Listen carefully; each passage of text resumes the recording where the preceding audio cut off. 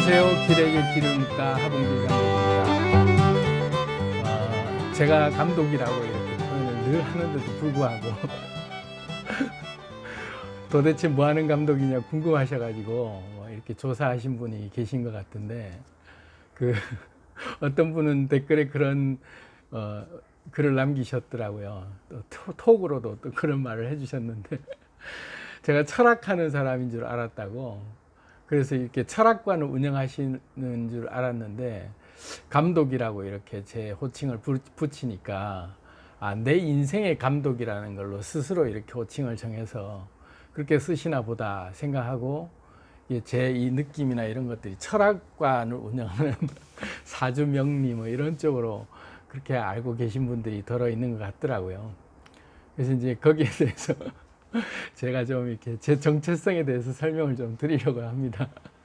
저는 철학관을 운영하는 사람이 아니고요. 또 사주 명리학 이런 쪽을 저는 공부한 사람이라기보다도 제가 예술 방면으로 오랫동안 연극부터 시작해서 이런 예능 쪽으로 많은 일을 해오던 사람이고 분야는 그쪽입니다. 그런데 이제 제가 그런 예능 쪽이라고 하는 이런 분야도 인문학을 기반으로 해야만 사람의 영혼을 다루고 사람의 감정을 다루는 분야이기 때문에 인문학이 굉장히 중요한 요소 중에 하나라고 저는 생각을 하고 있기 때문에 그 부분에 또 더 끌리는 것 같아요. 왜냐하면 무대에서 작업을 한다라고 하는 것은 어떤 매체를 활용하든 간에 영화나 드라마나 예능이나 모든 그런 연극이나 뮤지컬이나 이런 것들은 거기에 나오는 등장인물이라고 하는 그런 또 스토리라고 하는 것들을 보면 인생사를 얘기하고 있잖아요. 그리고 한 사람 한 사람의 캐릭터들이 사람이 살아가는 군상들을 얘기하고 있기 때문에 인물 연구가 기본이 돼야 되죠. 그리고 그 스토리 상에서도 사람들이 공감할 수 있는 그래서 납득이 되는 그런 것들로 쭉 설명하려면 우리의 삶에 아주 녹아있는 얘기들로 탁 내 삶하고 하면서도 전혀 다른 소재로 이렇게 대비할 수 있는 그런 창의력이 필요하단 말이죠. 그러다 보니까 인간 연구가 좀 많이 따라야 되고 인문학적 연구나 그런 소양들을 많이 필요로 해서 뭐 그런 부분에 관심을 갖게 될 수도 있고 자연스럽게 또 저는 종교가 예전에는 이제 모태신앙이라고 해서 기독교 신앙으로 어릴 적부터 그런 그게 습관이 들고 하다 보니까 성경도 많이 읽게 되고 뭐 또 그러다 보니까 성경을 또 많이 읽는 계기가 어느 날 와서 읽다 보니까 성경으로만 안 되겠다라는 생각이 좀 이렇게 부족한 느낌이 들어서 그때부터는 성경 외에 뭐 외경이나 위경이나 뭐 이런 것도 찾아보고 막 갈증을 해소하다가 도덕경을 우연찮게 접하면서 동양사상과 성경이 또 연결되다 보니까 또 이렇게 괴가 이렇게 퍼즐이 맞춰지는 느낌이 또 들더라고요.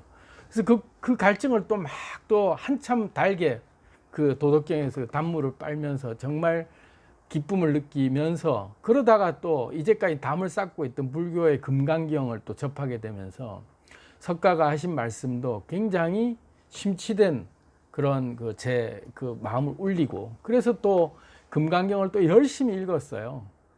그러다 보니까 금강경을 읽어서 뭐 또 이렇게 오는데 다른 건 얼마나 기쁠까 하고 각종 철학 서적들 또 그리고 뭐 심지어 우리나라 사상의 천부경 사상 뭐 이런 것까지도 다 읽다 보니까 결국 하나의 얘기를 하고 있더라고요. 진리는 하나인데 각자가 바라보는 시각에서 그 진리에 대한 해석을 틀어가다 보니까 그게 하나의 관념화되고 그것이 각자의 종교로 이렇게 파생된 것 뿐이지 결국은 모든 사람들 성현들이나 이런 위대한 성자들이 깨달았던 그런 그 사상을 얘기하는 주된 내용은 같은 얘기다라는 생각이 들었어요. 거기다가 요즘 이제 4차 산업혁명 시대 접어들면서 양자 물리학이 한참 핫해지고 양자 이론을 막 또 공부하다 보니까 양자 물리학과 또 이런 그 양자 세계가 또 신비의 세계인데 그건 종교랑 또 어떻게 접목이 되느냐 막 또 공부를 하기 시작하고 그러다가 또 우주의 기운이 또 도는데 그럼 외계인은 뭐냐 그렇게 또 공부를 시작하고 막 정신없이 그런 부분들에 파고들다 보니까 제 나름대로 이제 이론이 정리가 되는 거죠. 제 머릿속에서나 제 가슴 속에서 그래라고 제 스스로가 납득이 될 만한 어느 정도 이제 단계가 오더라고요. 그러면서 뭐 판타지 소설 속에 나오는 그런 뭐 다양한 얘기들이 현실일 수도 있다.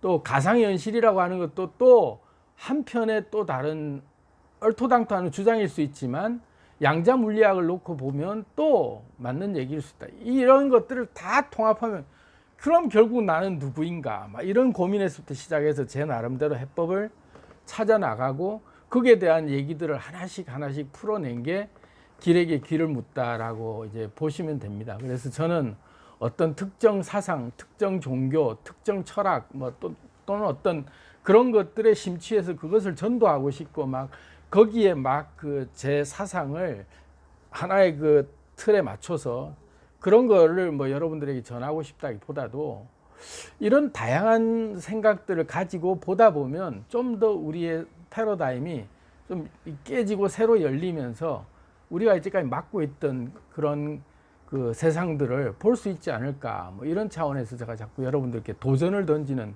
화두를 던지는 입장이에요. 그러다 보니까 대운이라고 하는 기운에 대해서 얘기하다 보니까 그것이 또 운명, 명리학 뭐 이런 운 이렇게 얘기하는 분들 입장에서 보면 제가 철학하는 사람 그런 명리학이나 철학관을 운영하는 사람처럼 보일 수도 있다는 생각하는데 저는 철학관을 운영하는 사람이 아닙니다. 그래서 오프라인 만남을 원하시는 분들이 꽤 많이 이제 그 갈급함이 있으니까 저에게 SOS 요청을 하셔서 엊그제도 제가 긴급히 어떤 분이 그런 SOS 요청을 해서 아 이건 나가도 되나 마나 하다가 너무나도 그 영혼의 그 갈급함이 느껴져서 제가 그냥 뛰쳐나가서 만나고 상담해드리고 왔어요. 그래서 나간 김에 또 원하는 분들을 뵙지 하는 마음으로 문자를 몇 분에게 그런 문자 오신 분들에게 돌렸더니 어떤 분은 또 오해를 하시더라고요.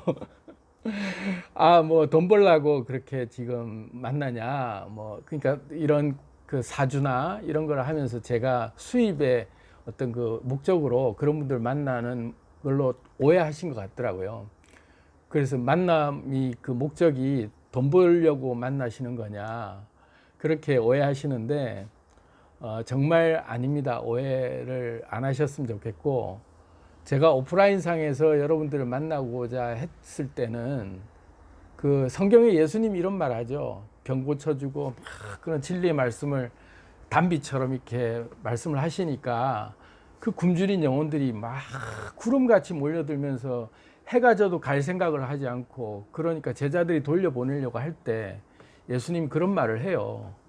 저들의 영혼이 목자 잃은 길 잃은 양 같은 영혼들인데 저들을 보고 내가 도저히 쉴 수가 없다 하는 마음으로 끝까지 한 명 한 명 병자를 치유하고 그들에게 그 위로가 되는 메시지를 전한 그런 그 구절이 있어요. 그런 에피소드가 있는데 저도 사실 그런 똑같은 마음으로 나간 거예요. 그 갈급함을 보고 나간 건데 커피도 뭐 대접하세요. 뭐 제가 분명히 얘기했듯이 각자 커피 마시는 걸로 그렇게 부담 안 가지셔도 된다고 했는데 그런 오해를 하시는 분도 계시더라고요.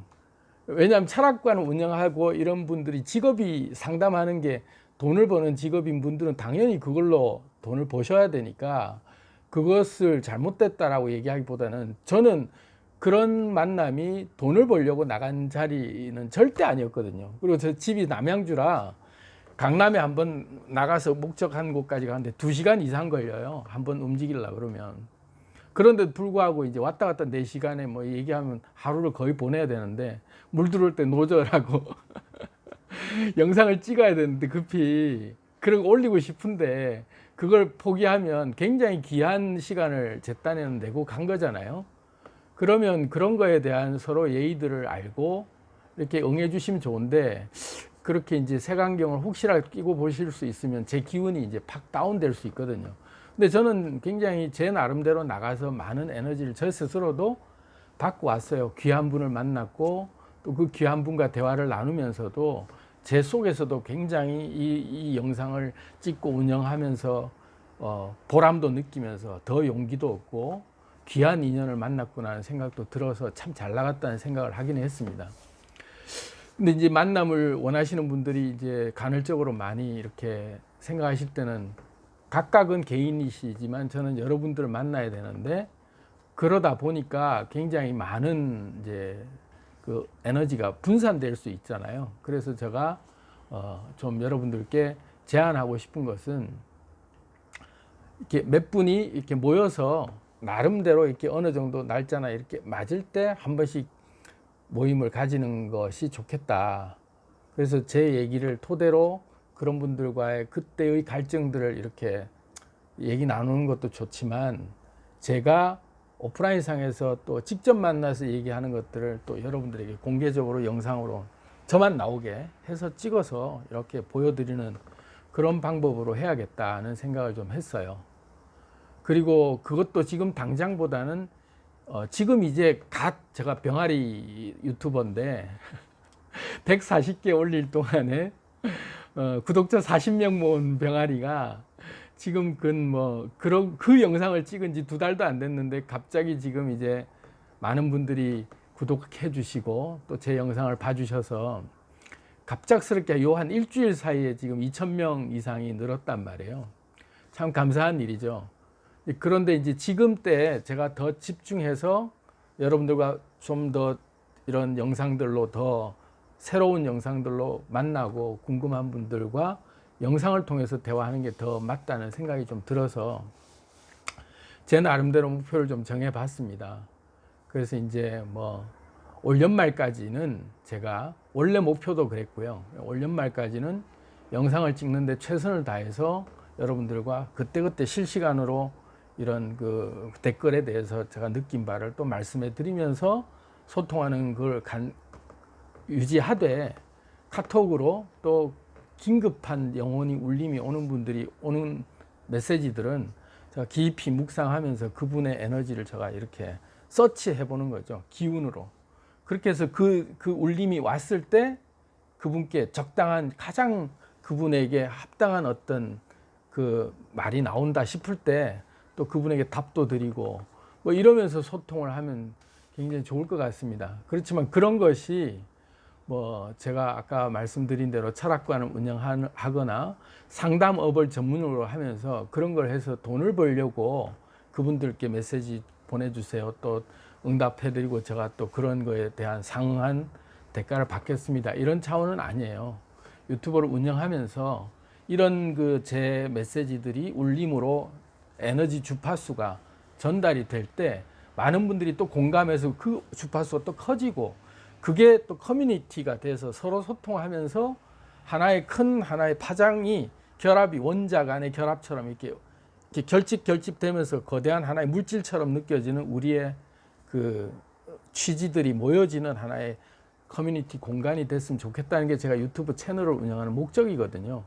그래서 그 에너지가 진짜 딱 결집돼서 물질처럼 모였을 때 선한 영향력으로 엄청난 세상에 파급을 줄 수 있는 그런 메시지들을 우리가 실천해 보일 수도 있다는 생각도 들어요. 근데 거기에 대해서도 저는 어떤 정치적 목적이나 종교적 어떤 집단을 만들고자 하는 의도는 전혀 없습니다. 제 그냥 영혼에 울리는 대로 얘기해서 그 공감대가 맞는 분들이 또 문득 생각해 보니까 우리가 이런 선한 영향력을 할 수 있는 프로젝트 하나를 좀 해보자 하고 또 팍 동하면 거기에 뜻맞는 분들이 십시일반 모이고 에너지를 모으다 보면 또 큰 일을 할 수 있다라는 확신이 있기 때문에 제가 이런 운동을 하는 거거든요. 그렇기 때문에 오해는 좀 안 해주셨으면 좋겠고요.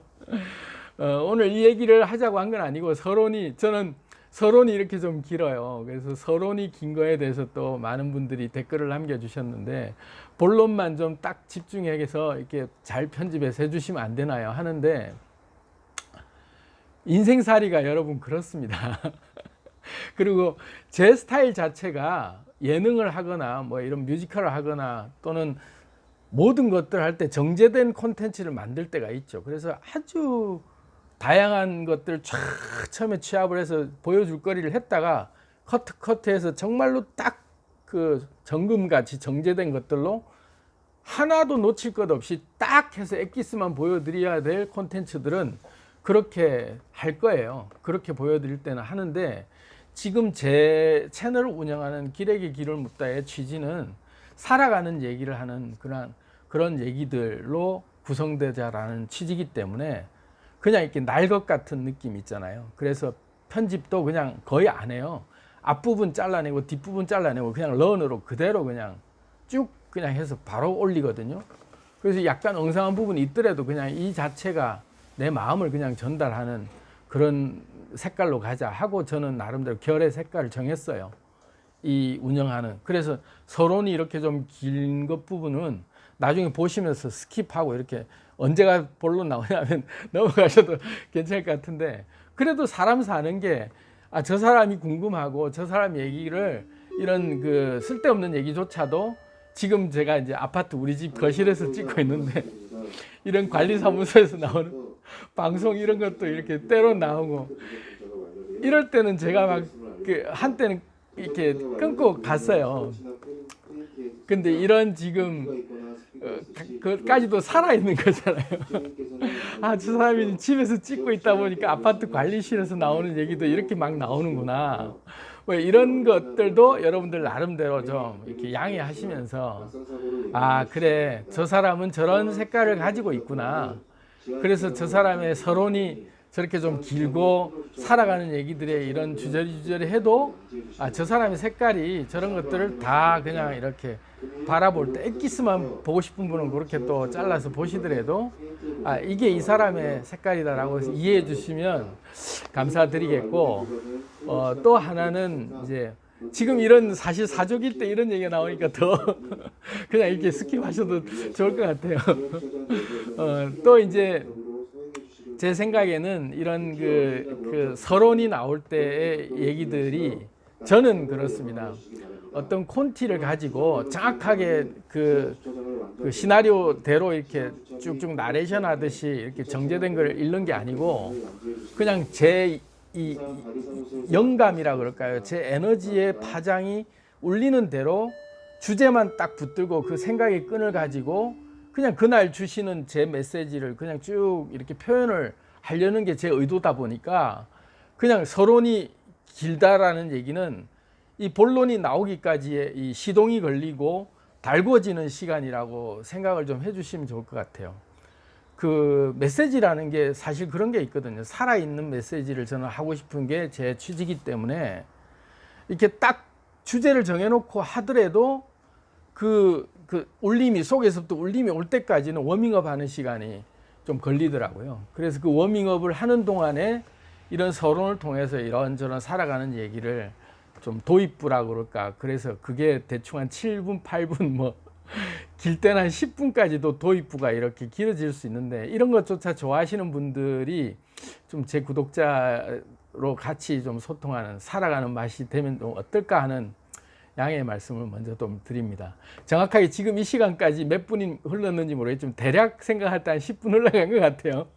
그래서 이제부터 제목을 가지고 얘기를 좀 해보도록 하겠습니다. 아까 제목을 얘기했지만 대운의 기운은 몇 년에 걸쳐서 변화될까라는 질문을 해주셨는데 이 질문에 대해서 그냥 문득 제 울림이 와서 이제 제가 거기에 대한 답변을 좀 드릴게요.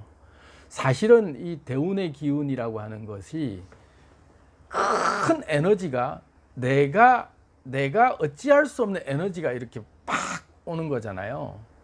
그 오는 에너지들은 그 대운이 한참을 걸려서 계속해서 그 에너지들이 큰 에너지를 내가 막 받을 때는 어떤 사람은 몇십 년 동안 그 단련을 받는 분들이 있어요.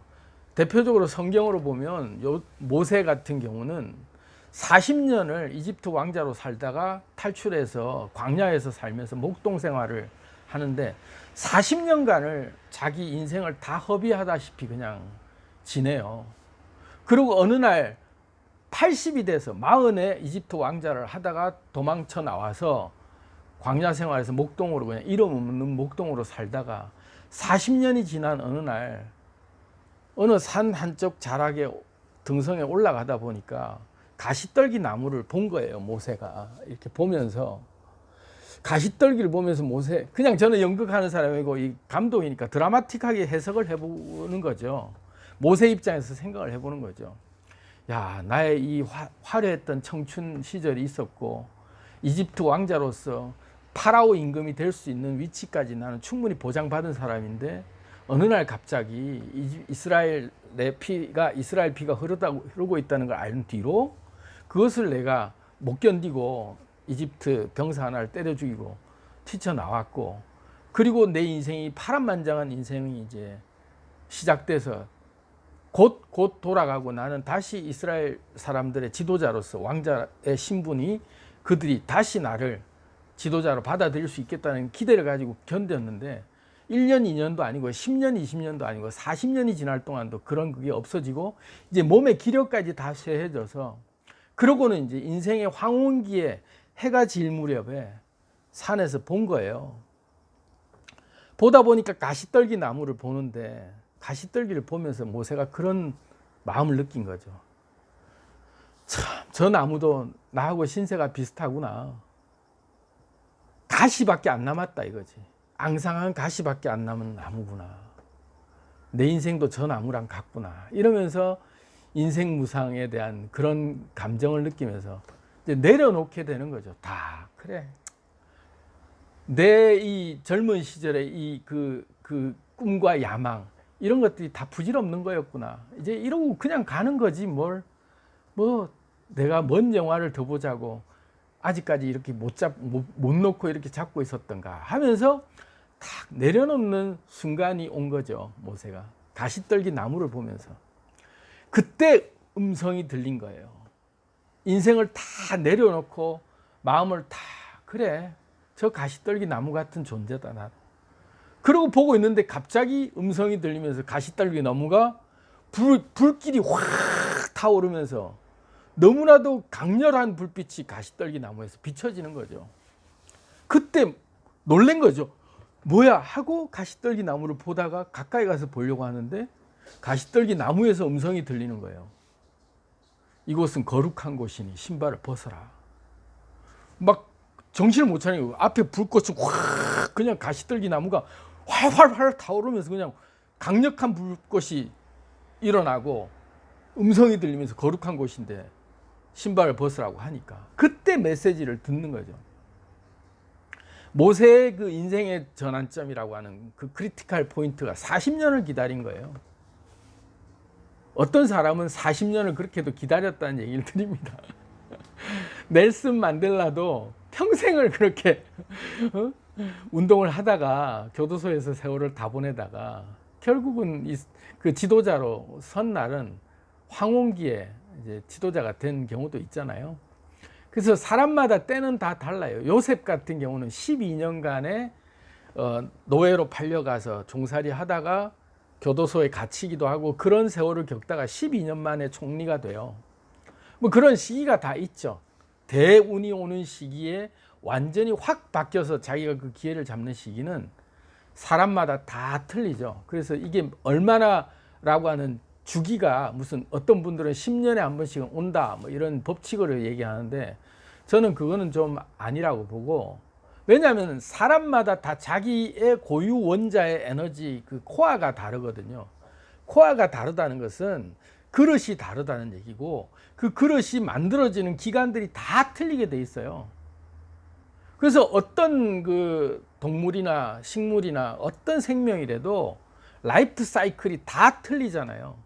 어떤 그 생명체는 하루살이가 있고 어떤 생명체는 그냥 7년을 그냥 누에 속에서 갇혀 있다가 비로소 깨어났는데 한여름 반짝하고 그냥 가는 라이프 사이클이 다 다르단 말이에요. 그럼 그런 생명은 너는 참 불쌍하구나, 너는 덧없이 살다가 하는구나 라고 얘기할 생명은 이 모든 위대한 자연 중에 하나도 없는 거죠. 저마다 각기 자기 불꽃을 내다가 가는 거예요. 자기 나름대로 에너지의 결합 속에서 자기 나름대로의 그 생애에서의 그 몫은 다 하고 가는 거죠. 길거리 폈다가 지는 들풀 하나조차도 때가 되면 피고 때가 되면 지는 거죠. 그래서 오늘 제가 이 시를 소개해 드리려고 합니다. 국화 옆에서 다 아시는 시죠. 제 정말로 친한 제 주변에 여러분들과 같은 구독자 한 분이 계십니다. 열혈 구독자이시고 제 가장 강력한 지원자이시기도 한데 만나서 이 얘기를 했어요. 국화꽃 얘기를 하면서 얼마나 걸릴까라고 답답한 마음에 물어볼 수 있죠. 누구나 다 마찬가지입니다. 막 이런 기운이 오고 정말로 이런 환란을 겪는데 도대체 이 환란은 언제 끝날까? 근데 10년 걸린다라고 얘기가 정해져 있다면 그 10년만 참으면 되잖아요. 근데 10년 사이에 내가 죽을 수도 있고 수많은 변수들이 얼마든지 올 수 있죠. 그래서 그 규칙은 저는 그건 네 생각이고라는 영상이 제가 올려놓은 게 있습니다. 그래서 여기에 반박하실 분이 분명히 계실 거기 때문에 이 얘기는 오로지 제 개인 견해임을 제가 먼저 밝히면서 그건 네 생각이고라고 얘기하셔도 좋겠습니다. 제 생각을 말씀을 드리자면 개인마다 사이클은 다 틀리기 때문에 누구에게도 획일화된 기준을 맞춰서 10년마다 한 번씩 온다라고 얘기할 수 없다. 다 틀리다. 어떤 분들에게는 3년 사이클로, 어떤 분들에게는 2년 사이클로, 어떤 분에게 10년, 7년 다 다른 사이클이 각자 온다. 어떤 분에게 40년의 사이클도 온다. 그렇게 바뀌는 사이클들을 가지고 놓고 보자. 그러면 그런 분들은 또 다시 얘기해 보자고요. 40년이 걸렸죠. 모세 같은 경우는. 야, 그 지긋지긋한 시절을 40년이나 보내라고 하고 용기가 팍 떨어질 수 있어요. 그런데요, 대기만성이라는 아주 위대한 사자성어가 있잖아요. 큰 그릇은 만들어지는 시간이 오래 걸린다. 그러면 모세가 40년을 광야 생활하면서 시련의 기간을 겪었다면 모세가 이스라엘 백성들을 인도해서 출애굽을 해서 이스라엘 민족 지도자로서 수많은 이적을 행하고 민족 지도자로 지금도 이스라엘이라고 하는 나라의 영원한 지도자로 남겨져 있는 그 위대한 지도자로 역사 속에 남아있는 지도자는 40년을 이스라엘을 이끌었어요. 120세까지 지도자로 생생하게 건강하게 이끌다가 가나안 땅을 앞두고 이제 천사가 불러서 그 자리에서 이제 가나안 땅을 바라보면서 죽거든요. 40년의 자기 에너지를 더 냈다는 거죠. 그러니까 80이 그때 모세의 나이에 80이면 이제 접을 때예요, 인생을. 그래서 모세가 그런 얘기를 해요. 인생의 나이 강건해도 80이다라고 얘기하는 모세의 고백이 있거든요. 인생은 안개와 같아서 잠깐 보이다가 사라지는 안개니라라고 얘기할 정도로 모세가 한 고백이에요. 그러면서 80이 인생의 수명이 끝이라고 한 시절에 120세를 살면서 40년간 생생하게 이스라엘 민족 지도자로서 이스라엘 백성들이 이끌었던 그 그릇이거든요. 그러니까 40년을 만들어야 되기 때문에 40년을 만들고 40년을 활동을 한 거죠. 그래서 다 일장일단이 있다. 그렇게 받아들이시고. 그래서 저는 오늘 국화협회서라는 이 시가 너무 울림이 있어서 여러분들께 같이 소개해 드리려고 합니다. 잘 아는 서정주 시인의 시인데 굉장히 철학적인 의미를 내포하고 있기 때문에 같이 좀 나누고자 합니다. 한 송이 국화꽃을 피우기 위해 봄부터 소쩍새는 그렇게 울었나 보다 라는 구절로 시작이 되죠. 여기서 한번 제가 여러분들한테 나누고 싶은 제 울림은 뭐냐면 한 송이 국화꽃을 피우려고 봄부터 소쩍새가 그렇게 울었다라는 말 속에 자세히 들여다보면 꽃은 다 봄이면 다 피잖아요. 그래서 저는 국화꽃이었어요. 그래서 나는 국화야. 그래서 남들이 다 피길래 나도 필 줄 알았어. 그래서 야 나도 이제 피는구나 하고 기다리고 막 소쩍새도 막 울어대니까 봄이 왔구나 하고 막 울어대니까 아 나도 이제 피려고 기다렸는데 안 피는 거야 이게. 나는 국화꽃인데 다른 꽃들 필 때 다 필 줄 알았는데 안 피는 거야.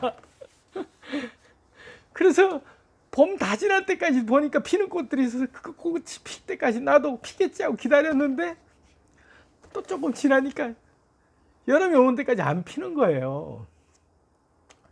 그래서 여름이 이제 다 와, 여름에도 피는 꽃이 있으니까 그 여름에 그럼 나도 피겠지 하고 또 기다리는 거야. 그렇게 기다렸더니 무서리가 내리고 천둥이 치고 그래서 아 이제 내가 피는구나 하고 기다렸는데 또 안 피는 거예요. 그래서 어느 날 돌아와 거울 앞에 앉은 누이 같은 모습으로 국화가 핀 거죠. 가을이 되니까 핀 거죠. 여러분 내 꽃이 언제 필지는 아무도 몰라요. 하지만 꽃은 반드시 피게 돼 있어요. 그것이 봄에 피는 꽃이든 여름에 피는 꽃이든 가을에 피는 꽃이든 아니면 겨울에 피는 꽃이든 간에 반드시 꽃은 피거든요. 왜냐하면 내가 꽃이라는 사실을 인지한 그 순간에 내 꽃은 이미 발화하기 시작하는 거예요. 그래서 이 국화협회서를 보면서 저는 굉장히 위안을 받았습니다. 왜냐하면 저는 인생 평생을 봄이 되면 필 거라고 봄을 기대했거든요. 그래서 그 봄을 기다렸어요. 그래서 항상 봄이 그렇게 저는 갈급했어요. 지금은 봄인가? 이제 봄인가? 매번마다 곧 좋은 날이 오겠지. 그러면서 좋은 날을 항상 기다렸는데 그 좋은 날은 안 오더라고요. 남들은 다 좋은 날이 와서 꽃이 피는 봄이 왔는데 나만 안 오는 거예요. 그리고 봄이 지나가고 그리고 여름이 오고 그리고 가을이 왔는데 그때 국화가 피는 거죠. 그래서 그 국화가 얼마나 귀하겠어요. 그 철학이 녹아낸 시라고 저는 생각이 듭니다. 국화협회에서. 그래서 도대체 언제 필까요? 내게 대운의 기회가 온 것 같은데 곧 올 거라고 생각해서 잡았다고 생각하는데 이게 언제 올까요? 라고 막연하게 느껴지면서 힘든 마음에 이런 글을 올리셨다고 저는 생각이 들어요. 근데 여러분, 모세를 보고 용기를 얻으라 이러면 너무 오랜 시간이 걸릴 수도 있고 그렇지만 저를 또 한 번만 봐주세요. 저 같은 경우는 제 영상에 그런 게 있어요. 140개 올리고 7개월 동안 40명 모은 감독의 반전 스토리 해서 올려놓은 게 있습니다. 그걸 보면 그때 제 심정이 담담하게 제 딴에는 올렸죠. 그렇지만 얼마나 남들은 다 봄이 와서 꽃이 피고 버스 보내면서 그래 잘가 나도 곧 갈게 하고 기다렸는데 안 왔단 말이죠. 그러면 그 에너지가 시들어서 죽을 수 있잖아요. 그 생명이 발화되지 못하고 죽을 수 있잖아요. 근데 그때도 저는 꽃이 핀다 하고 기다리는 거죠. 무서리가 내리고 천둥이 치고 그 기간을 버티면서 돌아와 거울 앞에 앉은 누이처럼 그러고 꽃이 피는 거죠. 그래서 저를 한번 보세요, 여러분. 그 시기가 얼마 무기력을 즐기며까지 최악을 즐기자 하는데 여러분들이 보시기에 제가 지금 운이 어떠신 것 같으신가요? 제가 파란만장한 세월을 많은 세월을 성경에 나오는 야곱의 대사가 그런 말이 있어요. 야곱이 바로 임금 앞에 서서 당신의 나이가 몇이나 됐느냐 물을 때 바로 임금 앞에 그런 말을 합니다. 험악한 시절, 험악한 세월을 보냈습니다. 자기 노년 황혼기에 세월을 반추하면서 험악한 정말 험난한 삶을 정말로 힘들게 살아왔습니다 라고 고백하는 얘기가 나와요. 영화 국제시장이라는 그 영화에 보면 황정민이 마지막 이제 늙어서 황혼기 아버지를 이렇게 만나죠. 환상으로 만나면서 아버지한테 그러죠. 아버지 정말 나 힘들었어요 라고 하는 고백이 이제 나오죠. 그런 힘든 시절을 보낸 그 하소연을 하죠. 어느 날. 그런데 저는 안 온다 이런 개념이 아니라 그 극도로 힘들다라고 느끼는 그 찰나의 순간이 오죠. 그때가 크리티컬 포인트예요. 그때가.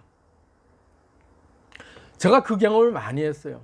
아, 다 이제는 끝났구나 하고 마음을 탁 비우고 그리고 편안한 마음으로 가시떨기를 바라보는 마음으로 이렇게 보면 비로소 그때 보여요. 멈추면 비로소 보이는 것들이라는 유명한 해민 스님의 글도 있지만 비로소 내가 내려놓고 나면 내가 집착했던 것들 정말로 내가 아둥바둥했던 것들을 내려놓고 나면 그때 편안한 기운이 나를 감싸면서 내 에너지가 그때 싹 바뀌는 게 느껴지죠. 댓글에도 제가 그런 글을 남겨놓은 게 있는데, 물에 빠졌을 때 허우적대는 게 기본이죠. 누구나 다 허우적대게 돼 있어요. 물에 빠지면 마음이 급하니까, 불안하니까, 빠져 죽을까 봐. 그래서 그냥 이렇게 허우적대다 보면 점점 더 꼬르륵 하고 한번 물 마시고 다시 올라와서 또 꼬르륵 하면 그때부터 정신 없기 때문에 정신을 못 차리고 허우적대죠. 그 허우적대는 그 힘이 다 소진될 때까지 우리는 허우적대요. 그러다가 더 이상 힘이 없고 그러고는 그냥 쭉 가라앉고 죽죠. 탈진돼 버리니까. 그런데 수영을 하는 것을, 저는 수영을 못해요. 잘 못해요. 그렇지만 어느 날 깨달았는데 힘을 다 빼니까 이렇게 뜨더라고요. 그리고 고개를 이렇게 뒤로 젖히니까 귀까지만 찰랑찰랑 잠기면서 몸이 신기하게 뜨는 경험이, 배영이라고 그러죠. 이렇게. 그런 경험을 한 적이 있거든요. 그 뒤로 그냥 편안하게 이렇게 저으면 몸이 뜨고 수영을 할 수 있다는 걸 알고, 그렇게 신기하게 그 깊은 저수지에서도 수영을 해본 적이 있어요. 근데 물에 빠지면 사람의 심리는 바둥거리게 돼 있어요. 생명의 위기를 느끼니까 바둥거릴 수밖에 없죠. 그게 우리 인생인 것 같아요. 우리가 고난에 빠지고 정말로 내가 감당할 수 없는 그런 엄청난 시련들이 내게 다가올 때는 바둥거릴 수밖에 없는 걸 충분히 이해해요. 저도 그랬으니까. 그래서 뭐라도 잡으려고, 지푸라기라도 잡으려고 바둥거리죠. 근데 오늘 여러분들께 제가 간절히 해드리고 싶은 말이에요. 힘을 빼보세요. 바둥거리려고 할 때 내가 어떻게 헤쳐보려고 하는 노력을 하지 말고 그냥 다 그렇다고 인생을 포기하는 게 아니라 에너지의 기운을 느낀다는 마음으로 마음을 편안히, 그래, 절대 잘못될 일 없어. 여러분들께 계속 주는 메시지잖아요. 절대 잘못될 일 없어 하고 힘을 탁 빼면서 내 에너지를 흐름에 맡기면 뜨게 돼 있어요. 그리고 모세가 가시떨기 나무에서 불꽃을 만나면서 자기 인생에 변환점이 생기는 것처럼 크리티컬 포인트가 그때 다가옵니다. 지금도 내가 뭔가를 너무나 불안하고 어떻게든 해보려고 바둥거리면서 노력하려고 하시는 분들, 그 노력을 다 멈추고 그냥 편안하게 에너지 흐름을 느낀다는 마음으로 그냥 한번 맡겨보세요. 괜찮아. 몰라, 괜찮아. 하지만 잘못될 일 없어. 절대 잘못될 일 없어 하고 나를 믿어 하고 그냥 맡기면 물에서 뜨고 있는 자신을 발견할 수 있을 겁니다. 그래서 남들은 다 봄이 되면 꽃이 피고 남들 다 버스 태워 보내고 잘가 했는데 나만 안 피고 여기에 천둥은 먹구름 속에서 또 그렇게 울었나 보다. 그렇게 노란 네 꽃잎이 피려고 간밤에 무소리가 저렇게 내리고 내게는 잠도 오지 않았나 보다 라고 하는 그 잠도 오지 않는 날들을 수없이 보내면서 봄 보내고 여름 보내고, 겨울부터 시작해서 봄 보내고 여름 보내고 가을이 올 때까지, 이제 또 겨울이 오는, 인생이 이제 끝나는구나 할 때 그때 피는 꽃이 국화꽃이잖아요. 오랜 시간 힘들게 고생했던 여러분, 나이가 내가 20대인데 그럼 나는 아직 국화가 되려 그러면 뭐 70대, 이게 아니라 사이클이 다 틀려요. 20대 그 대박의 운들을 또 맞는 기운들이 올 수 있고 다 다르거든요. 10대 아이돌들 보세요. BTS 같은 경우는 지금 나이가 몇 살인데 지금 전 세계에 그렇게 엄청난 사랑을 받고 재물을 모으고 있잖아요. 그거는 특정 나이대만 된다 이런 게 아니라는 걸 보여주는 거잖아요. 다 다릅니다. 각자 다 달라요. 그래서 내가 국화꽃일지 내가 장미꽃일지 내가 언제 피는 꽃일지는 아무도 몰라요. 하지만 그 꽃을 피우려고 내가 그렇게 아둥바둥 하면서 그렇게 힘든 힘을 들이고 있을 때 조금이라도 위안이 되는 말씀이 됐으면 좋겠다 이런 생각이 들어서 오늘 제 얘기를 대신했습니다. 한 송이 국화꽃을 피우기 위해 봄부터 소쩍새가 우러대는 신호를 보고 나도 필 거라고, 그 신호가 왔구나라고 믿고 기다렸을 때 봄에 필 수 있어요. 그게 진달래꽃일 수도 있고 철쭉일 수도 있고 조금 더 늦게 피는 아카시아, 여름에 그렇게 계절마다 다 피는 꽃이 다른 꽃들일 수 있어요. 그럼 내 꽃은 언제 피지? 하고 정말 조급함이 생길 때 이런 질문을 남겨주신 분의 마음을 제가 읽었기 때문에 조급해하지 말라는 말은 그렇게 해봐야 위로도 안 되고 뭔가 애써 노력해보려고 하지 말고 기운을 한번 느껴보세요.